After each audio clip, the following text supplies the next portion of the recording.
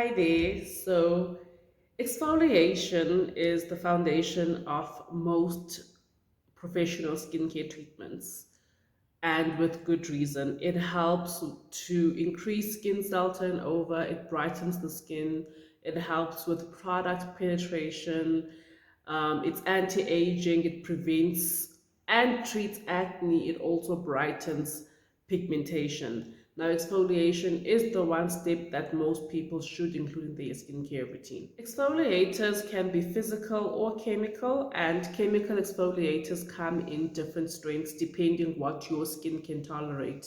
Now, if you are not sure whether a physical or a chemical exfoliator will be great for your skin, then I do have another episode where I do talk about the difference between physical and chemical exfoliators and what will be suitable for your skin if you are trying to treat pimples or pigmentation.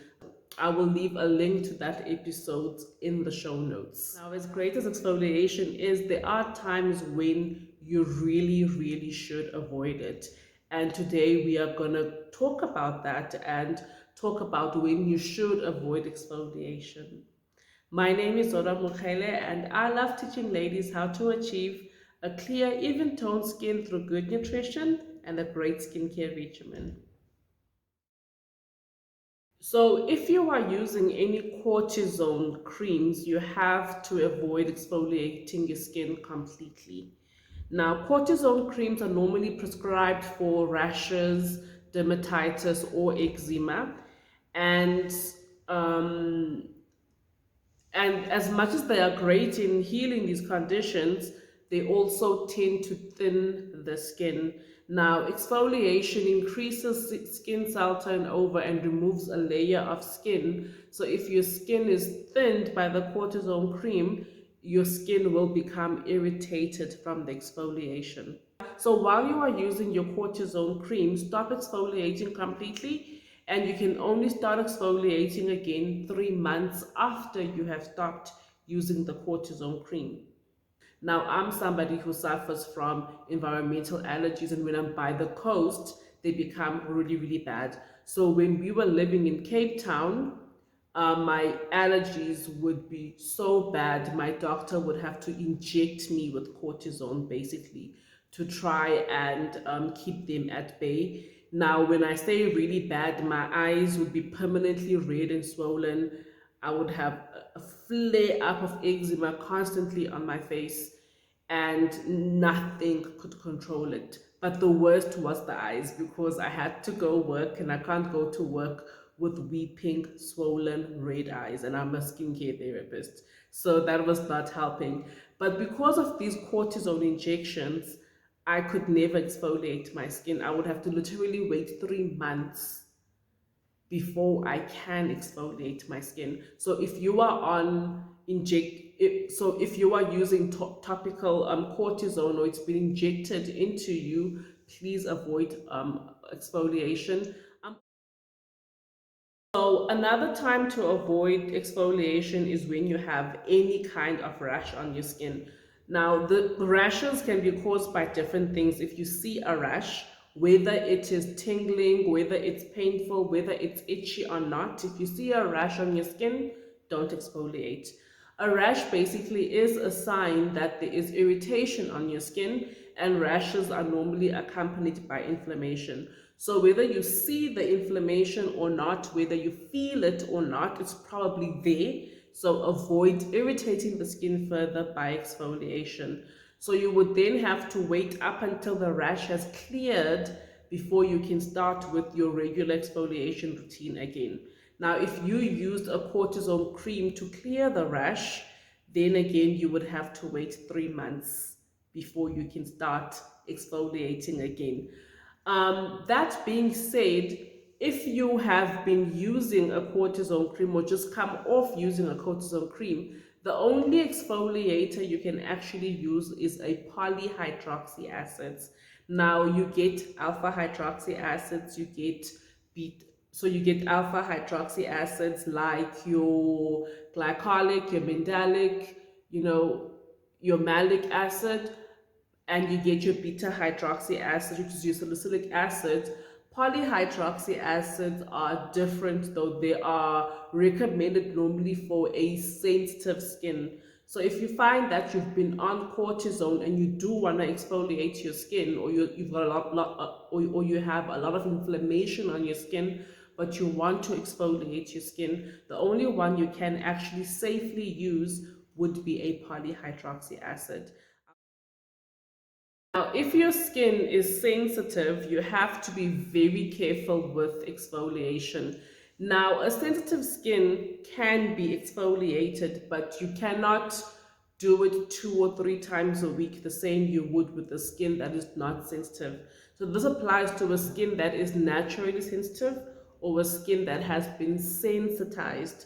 So the rule of thumb is while your skin is tingling or burning or feeling irritated, avoid exfoliation. So with sensitive skin, you have to play it by ear and you have to understand what your particular skin can tolerate or not tolerate.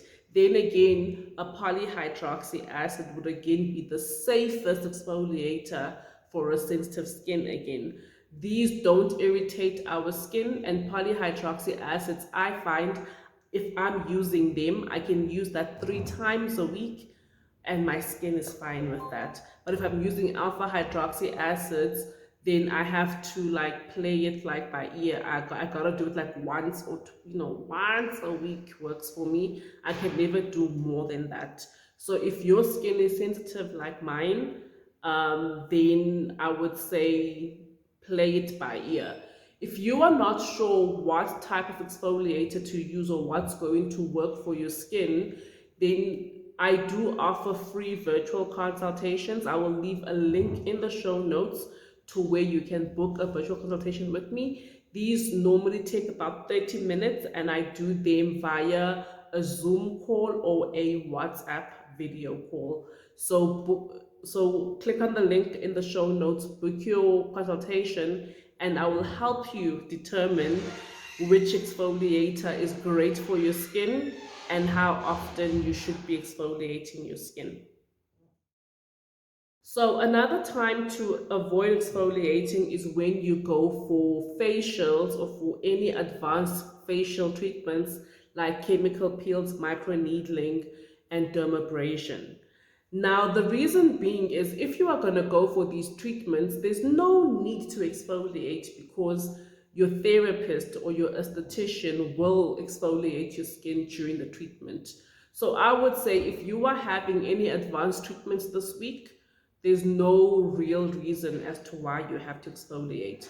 If you've received any advanced treatments like your chemical piece, dermabrasion, microneedling, you don't have to exfoliate for a week after the treatment, mainly because the chemical peel or the microneedling already has injured the skin, or with regards to chemical peels, you've removed a layer of the skin. You don't need now to go back home and actually exfoliate and remove more layers. You can wait a week after your treatment, then you can start with your regular exfoliation routine.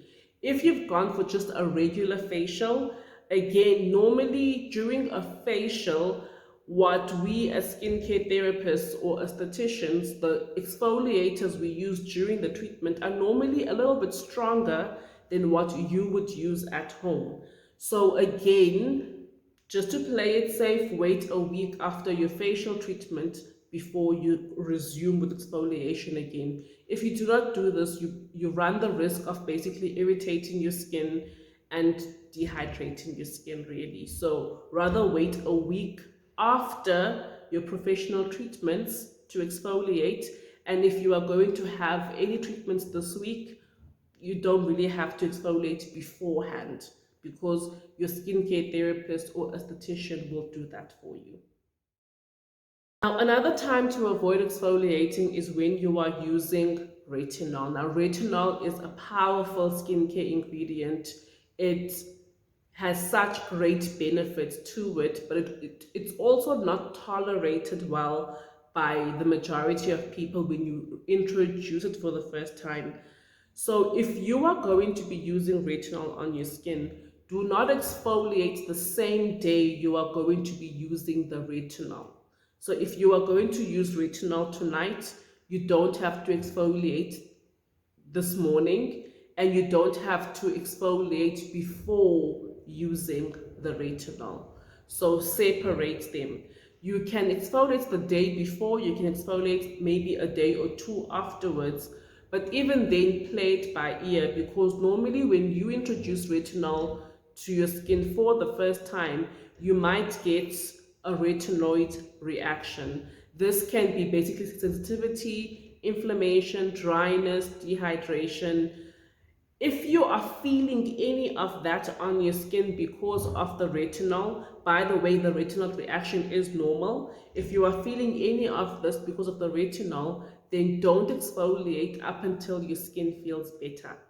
Okay, and as you increase your use of retinol, you will automatically decrease exfoliating, because you do not exfoliate the same day as you are using retinol. So you will find that if you are increasing your use of retinol to up to 5 times a week, you will only exfoliate twice that week. And then again, you will play it by ear and listen to your skin and see how much exfoliation your skin can tolerate. So remember, if there's any tingling or burning on your skin, do not exfoliate. So in summary, as you can see that there are, as much as exfoliation is a great step in your skincare routine that has got many benefits, there are times where you really should avoid using, there are times where you really should avoid exfoliating. So if you have been on cortisone, avoid it. If you have rashes, if you are going to go for advanced treatments, if you are using retinol, avoid exfoliating. Always play it by ear, always listen to your skin. Your skin will tell you how much exfoliation it can tolerate and how much it cannot tolerate. If you are not sure how to include exfoliation into your skincare routine, if you are not sure if your skin is sensitive or not, and which exfoliator will work well for your skin, don't forget to book your virtual consultation with me. This consultation is completely free and it takes about 30 minutes. So click the link in the show notes and book your consultation with me. I hope you have found a lot of value in today's episode, and I will see you guys on the next episode. Bye.